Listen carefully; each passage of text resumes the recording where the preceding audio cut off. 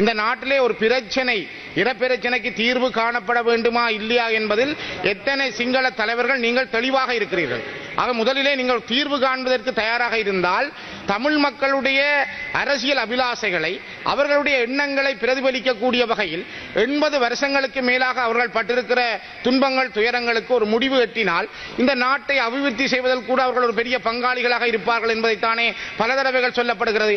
அப்படி என்றால் நான் கேட்கிறேன், தமிழ் மக்களிடம் வடக்கு கிழக்கிலே வாழுகின்ற மலையகத்திலே வாழுகின்ற கொழும்பிலே வாழுகின்ற தமிழர்களிடம் நீங்கள் ஒரு பொதுசன வாக்கெடுப்பு நடாத்த தயாரா? தமிழர்களுக்கு சமஷ்டி அடிப்படையில் ஒரு தீர்வு வேண்டுமா இல்லையா, அல்லது அவர்கள் தனித்து செல்ல வேண்டுமா இல்லையா என்பதற்கு நீங்கள் ஒரு பொதுசன வாக்கெடுப்பு நடத்த தயாராக இருக்கிறீர்களா தமிழர்களுடைய மனங்களை அறிந்து?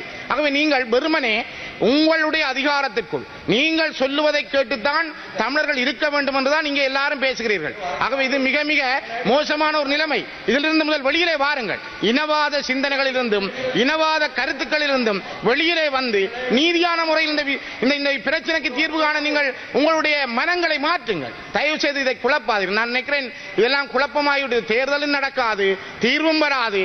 ஆனால் இந்த நாட்டை தலைவர்களை ஒரு குழப்பத்தில் வைத்திருப்பதில் இப்போதைய அரசு வெற்றி கண்டிருக்கிறது.